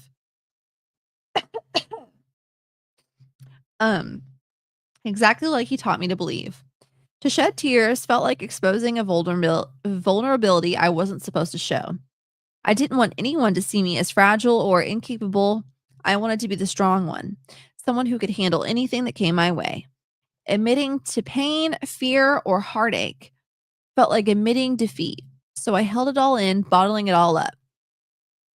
Grandpa could also be kind in ways that left me feeling conflicted. He'd compliment me unexpectedly, making me feel seen in those fleeting moments, or go out of his way to thaw my car's windows on a bitter winter morning. It was as if he thought these small acts of kindness could make up for the intense, volatile behavior. At the time, I thought this kind of fear brought about by emotional and physical abuse happened to all kids. I didn't realize that children should feel safe, cherished, and nurtured at all times. I didn't realize that the abuse I was experiencing was anything but normal. It wasn't until much later in life that the reasons that those strict restrictions with grandpa began to truly make sense. So she says that, but at the same time, she had the experience at her cousin's where at one point she didn't even know, that she just thought it was all sweet and innocent stuff, right? I don't know. That's awful. That's terrible. I'm greatly horrified that they went through that. I can't imagine. Now, I was raised around more like drug addicts, and like my uncle beat the heck out of me with the assistance of my grandma, even though my grandma was at her house and my uncle was at our house watching me. But it's Not okay. no, it's not okay. It's not okay. And to learn that Mary didn't do anything and then didn't even bring it back up or help her clean her wounds or anything like that. I mean, my dad beat the ever living crap out of my uncle and pressed charges, and he went to jail. I didn't So, realize that. Thank God your dad did that. yeah, my dad was out in the middle of Ferris beating the crap out of him. Good. Good. So, yeah, He yeah. deserved to get his ass beat. Oh, yeah, he did. He definitely did. So, But his life has sucked since, so yeah, well, that's his karma. life sucked before then too. So, his life has always sucked. Karma. yeah. But no, that still sucks. Yeah, no. So, I mean, we've all been through a lot. And you made me sit on his lap one time. I said I didn't want to. And you're I like, don't it's even just remember. It's Yeah. no big deal. I'm obviously, we all make mistakes as parents, and I probably wasn't thinking through anything. When you're with family, you kind of forget things and you kind of roll with it. Yeah. So, but he never like touched me or anything like that. Just beat the ever living crap out of me. Yeah. So There's something else I'll bring off camera. But yeah, I love you. I love you too. But no. So that is a disturbing way to end the book, but Or we're here or end not the in live stream. yeah, The not book's still got a few more chapters, I think. yeah. That's a disturbing couple of chapters, and I'm bummed out now. Dang. My heart goes out to Amy Yeah. and to Deanna Yeah. and to Jim Bob, even though, well, you can be a victim and a perpetrator at the same time. dang straight there. Yep. So nobody's a perfect victim. Nobody's yeah. And I pray that the only things that ever happened in that family were the things we know about, but unfortunately my gut tells me it's not. So yeah, well, I mean, one way or the other. Well, in every family, there's always going to be those secrets that will never come out, so you can only imagine what those are, Yeah, no kidding. No kidding. Yeah, and just to know that I looked at Mary as this sweet, all put together person that, donated her time and energy to the kids at church and the bus kids that were ostracized from the rest of the church. Yeah, well, she went to that church, I know. and that's just how the ministry was set up, and she was a volunteer, so we needed somebody, and she was a really great role model from what I saw. So, obviously not in real life, but dang, it sucks. It sucks. It really does. If there's one thing I can give her is I'm glad that she didn't let people sleep over and that she told them to lock their doors and that she wasn't procuring people for him. But well, that's not. she had an ample opportunity to procure me for him if she was doing something like that. No, I don't think she did. I was just saying I'm glad she didn't do that, but we're because talking about I'm not giving her breadcrumbs of no, I'm just saying, yeah. When you were reading that, I was thinking, I wonder how rare it was for me to be in her van, and then for her to take me into their home like that, for her to do that. You went into her home? No, into Jim Bob and Michelle's home. Just the one time though? Yeah. Gotcha. Yeah, just the one time, but I was in her van quite a few times. So I wonder how rare that is, if I was, a one-off or if she did that a lot.